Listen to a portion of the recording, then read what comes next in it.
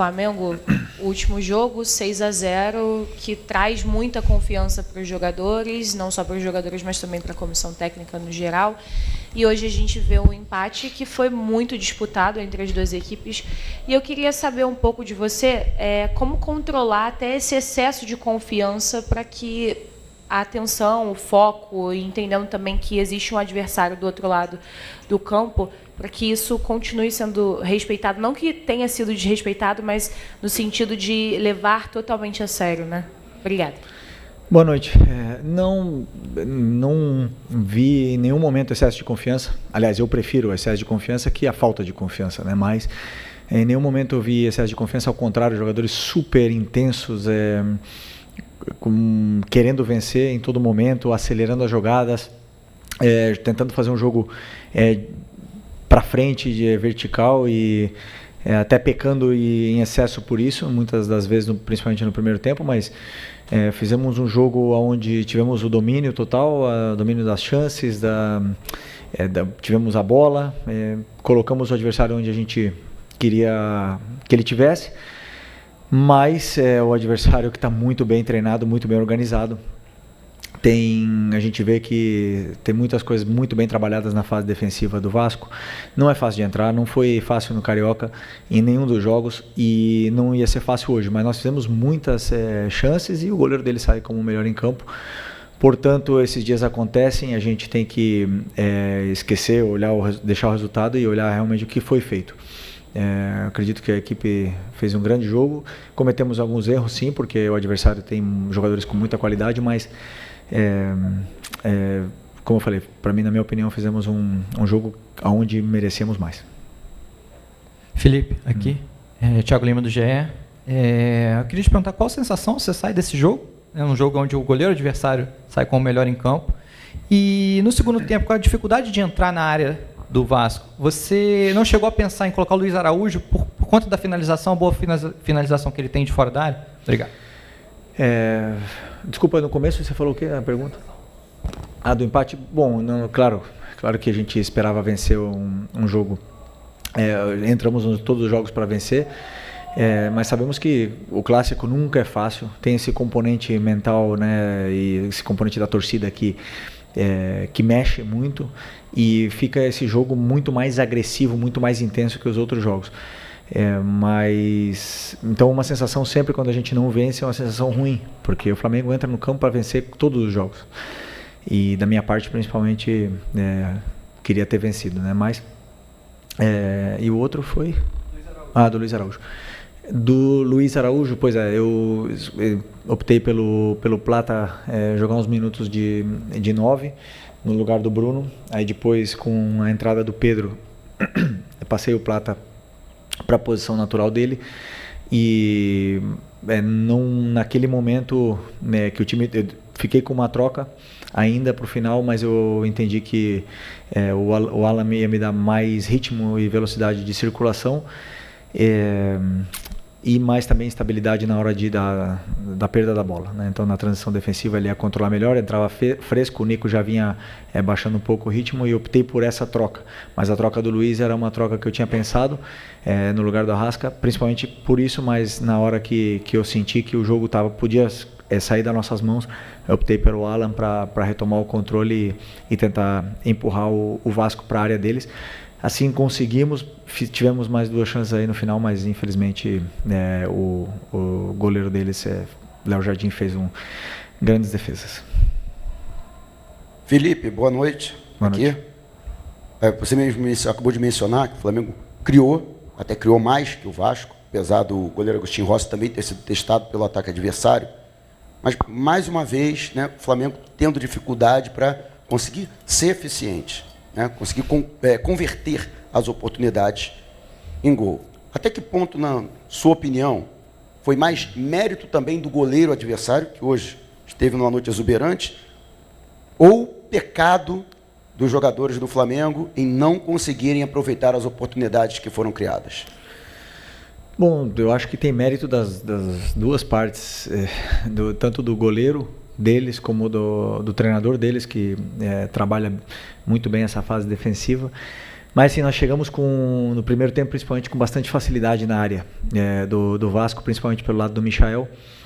E na hora do último passe, ou da última finalização, da hora do jogador ser determinante, a gente não estava fino.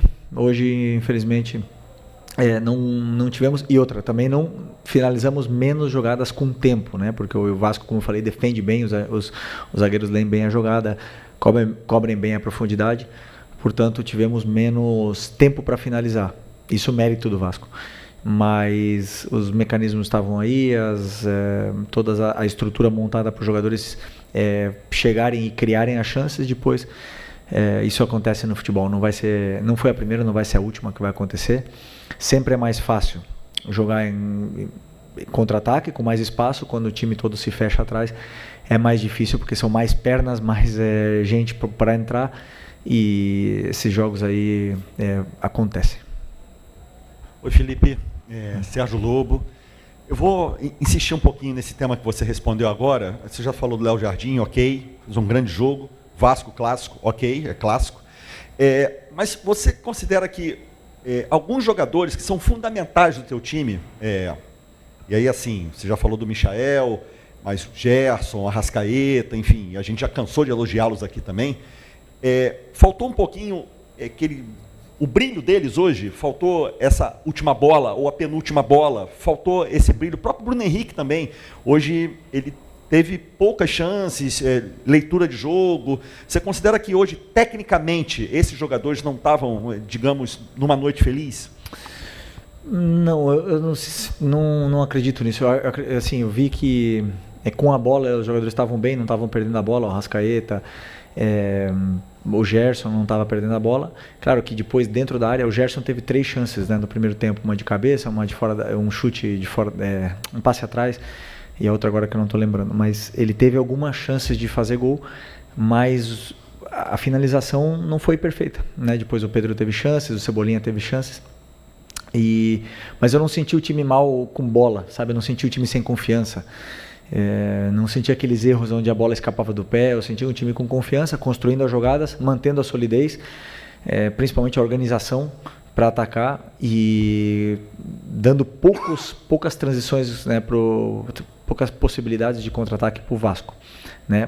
Claro que o Vasco tem jogadas preparadas e conseguiram sair algumas vezes e criar algum perigo, mas o time manteve a organização. Depois não senti eles abaixo nesse quesito, mas claro, brilharam, como você falou, brilharam, porque quando não faz gol, obviamente que não teve o brilho que precisa.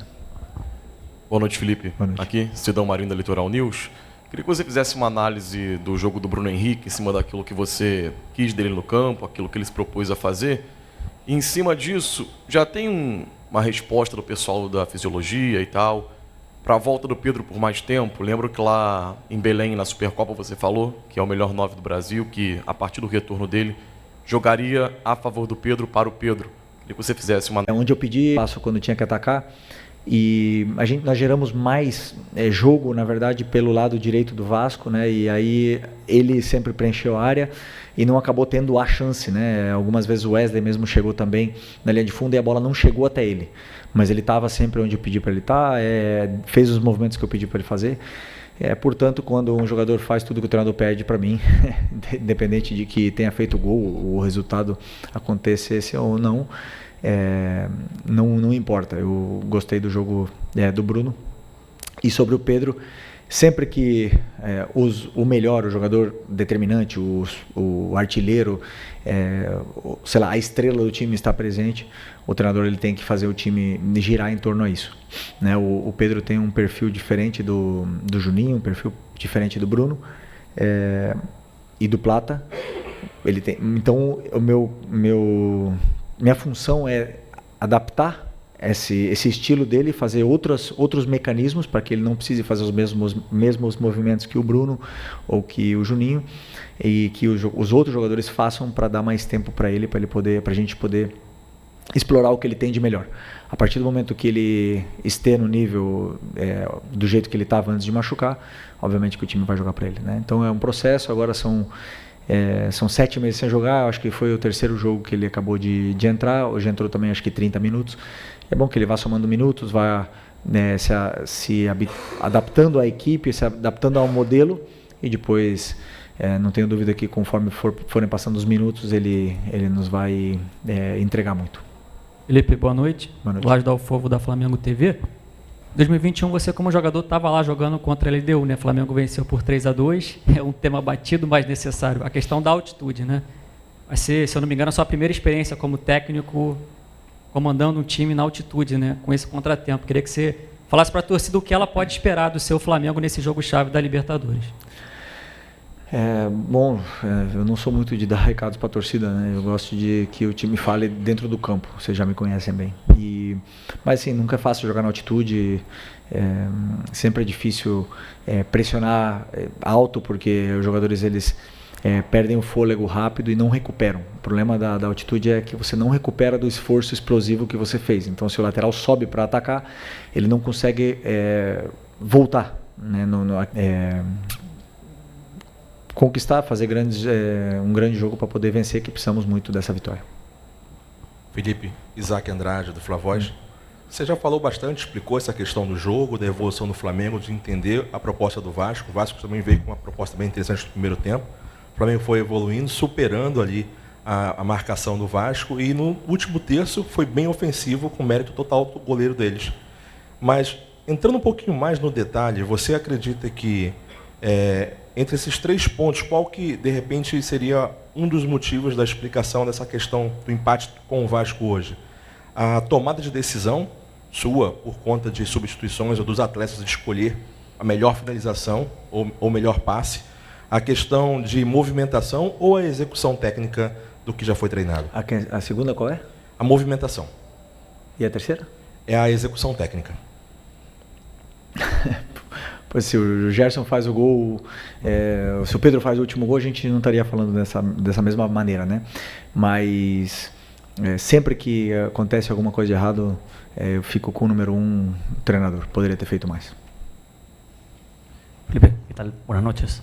Te quería preguntar por Jorge de Arrascaeta. En los últimos partidos ha comenzado jugando por delante de los volantes, pero a la hora de recibir siempre se mueve hacia la izquierda o muchas veces cerca de la referencia de área. ¿Es una libertad que le das tú? ¿Está trabajado? Cuéntame un poquito acerca de esa situación. Não, posso falar em português? Ou em espanhol? Se bem que para ti é melhor em espanhol. Português? Então, não, foi plano de jogo mesmo.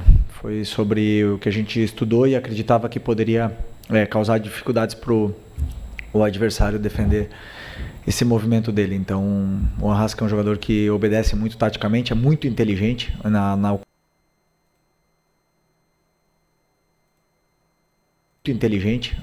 ocupação dos espaços, identifica muito bem os espaços, gera muita vantagem, vantagem tática, mas também a vantagem qualitativa que ele possui, e nos dá muito. Então, assim, o importante é que ele está sendo muito decisivo para a gente, nos está gerando muito jogo, mas esse pedido foi meu. Felipe, boa noite. Alana Fonseca, da Mosaico. Então, eu queria saber se você tem alguma notícia sobre Ayrton Lucas, se aconteceu alguma coisa, se amanhã você vai conseguir responder melhor. E também sobre Varela, nos momentos que ele estava fazendo o corredor. Sobre o Varela, você falou? Ok. Ok. Não, o Ayrton parece que foi cãibra, né? Um jogador que vinha há bastante tempo sem ter uma sequência, voltou a ter uma sequência agora, então sentiu cãibras, normal, e mais ainda num clássico onde tem o componente emocional em todos eles, e isso joga contra, né? Porque o jogador ele fica pensando no jogo muito tempo, não só ele, senão vários jogadores, acontece isso. Mas fez um bom jogo, foi muito sólido em todos os aspectos e infelizmente teve que sair. O Varela é um jogador extremamente confiável, sempre que entra dá conta do recado, joga bem na direita, joga bem na esquerda. Praticamente em todos os jogos que ele jogou, ele foi um dos melhores em campo comigo, sempre. Então, assim, eu já falei outras vezes, é muito difícil e até me sinto injusto com ele, porque não é nada fácil deixar ele fora. Essas decisões eu tenho que tomar, e mas ele é o tipo de jogador que todo treinador gosta de ter, porque sempre coloca a equipe em primeiro lugar. Então, estou encantado com ele. Felipe, Ian Arrepia, Faz Andar e Sintonia Esportiva. Ano passado você deu algumas declarações falando também sobre uma equipe vencedora dominar pelo menos 2 sistemas de jogo. E você foi muito questionado sobre isso, principalmente quando o Flamengo usava 3 zagueiros, que aconteceu por algumas vezes. Hoje o Flamengo joga num 4-4-2 com o Gerson pela direita como um meia, né, e não como um ponta, você sempre destaca isso. Hoje você alterou a formação depois colocando o Plata pela direita e o Pedro como centroavante quando ele entrou. E eu queria te perguntar se essa formação com 3 zagueiros pode voltar a aparecer, principalmente com essa volta do Danilo, que hoje ficou como opção, mas o Flamengo de repente jogar com o Léo Ortiz, Léo Pereira e Danilo, ou com a volta do Alexandro, também fazer esse zagueiro pela esquerda, e se a torcida pode esperar ver de novo esse sistema com 3 zagueiros. Sim, eu penso isso com toda a minha convicção do mundo. Eu penso que um time que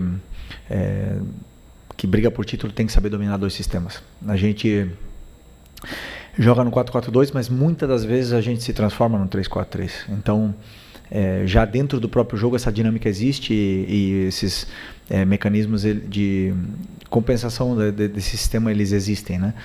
E os jogadores entendem muito bem esse sistema. Do próprio jogo de hoje aconteceram várias situações onde estávamos no 3-4-3 e o time criou essa vantagem posicional que queríamos.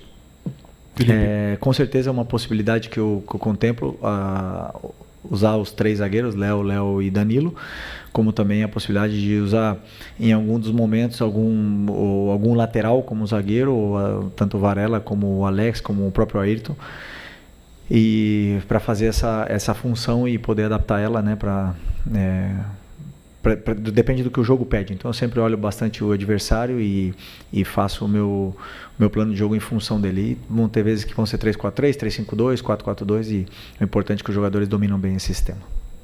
Felipe, boa noite. Boa noite. Feliz Páscoa para você. Igualmente. Queria te fazer uma pergunta sobre esse tempo que você vai ter depois do jogo contra a LDU, se era o tempo que vocês precisavam, né? Você vai ter pelo menos uns 4, 5 dias para descansar, entre aspas. Se isso é importante, porque você vem numa batida, eu vi muita gente perguntar, os jogadores estão abaixo, os jogadores não foram tão bem hoje e tudo mais, mas a gente não fala sobre a questão física também. Você tem uma sequência, joga... acho que você teve um treino ou 2, é mínima, né? E a outra pergunta que eu queria te fazer sobre o Matheus Gonçalves, se nessa batida agora de Copa do Brasil, que você vai ter 3 competições, né? Se é o momento de você tentar girar e dar oportunidade, que muitos torcedores estão perguntando, e o Matheus não entra e tal? Bom, a folga é para os jogadores, né? Depois que eu virei treinador, eu não tive mais folga. Essa é a realidade. Mas é verdade que, assim, eu não vi nenhum jogador da minha equipe mal hoje. Nenhum. Assim, não posso concordar com isso, né? Se falaram que estavam abaixo. Não vi. Sinceramente. Não fizemos o gol, mas eles estavam... fizeram... Não dá para falar, esse jogador foi mal. Não achei nenhum deles mal hoje. Mas sim, com certeza, jogo a cada 3 dias é desgastante. As lesões começam a aparecer.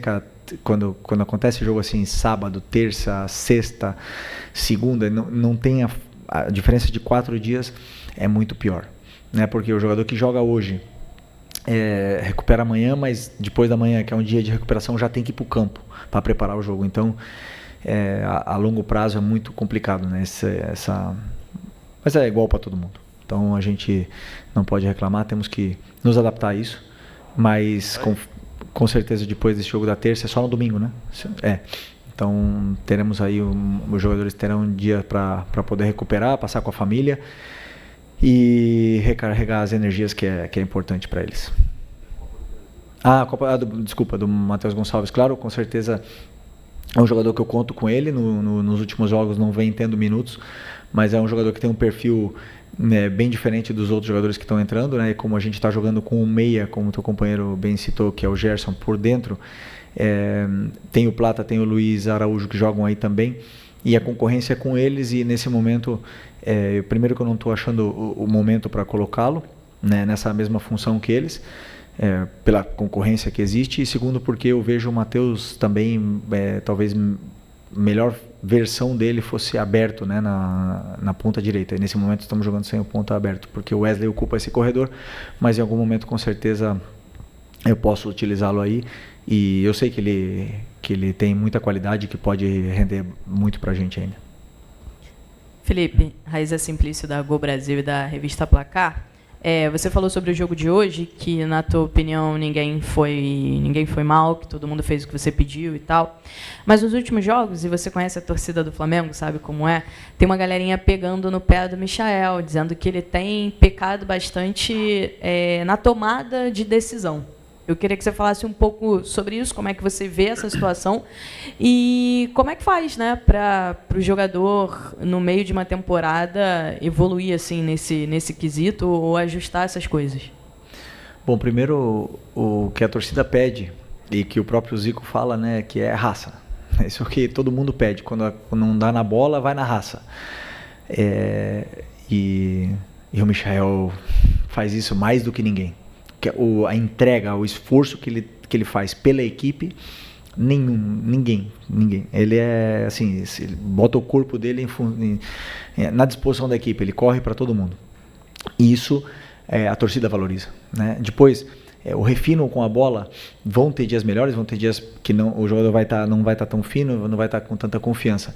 Mas hoje, por exemplo, que era onde a gente mais criou perigos, verdade, talvez faltou o último passe, mas ele também fez o cruzamento para o Gerson, ele deu o passe para o Bruno, vários passes para o Arrasca, ele gerou uma vantagem para a equipe, fez a equipe jogar melhor. Eu acredito que o lateral do Vasco sofreu bastante para defender ele faltou o último passe, sempre podemos reclamar ou, como você mesmo falou, evoluir em alguma coisa, né? Então, como fazemos isso no meio da temporada? Eu tenho também a plena convicção que não só os jogadores, senão todos nós estamos em constante evolução, aprendendo todos os dias. Eu aprendo de todas as coisas, do jogo de hoje aprendi coisas e vou aprender mais quando eu estudar o jogo de hoje. E a gente evolui todos os dias. E o Michael é um cara que gosta de treinar, que gosta de ficar depois do treino finalizando, fazendo algum complemento a mais para poder evoluir. E isso vai ser até o último dia de carreira dele. Então, esse é o único caminho que nós temos, erro, correção e evolução. Esse é o caminho que temos para a evolução. Boa noite, Felipe. Léo José do Coluna do Fla. Nesse primeiro semestre, a gente tem uma sequência muito grande de mistura de jogos, né? Brasileirão, Libertadores, Copa do Brasil, Brasileirão, Libertadores. E agora, nessa sequência, foram 3 rodadas de Campeonato Brasileiro. Agora o próximo é Libertadores. O que essa sequência de 3 jogos de Brasileirão, com 2 vitórias e um empate agora, o que essa sequência traz de lição para o Felipe Luiz, já de olho na LDU de terça-feira? Como eu falei, não lição nenhuma. Eu uso o jogo como um guia, onde precisamos como equipe evoluir, quais são os pontos a trabalhar em todas as fases do jogo, tanto a fase ofensiva, defensiva, construção, finalização. Todo jogo eles nos dá algum elemento onde atacar nesse ponto, treinar e corrigir. E depois, conforme se vai passando o tempo, se vão perdendo comportamentos, tem que voltar a treinar. Então, lição nenhuma, pensar no próximo jogo e ganhar é o único caminho. LDU agora nesse momento. Muito bom, Felipe. Obrigado. Fechou? Boa noite, pessoal.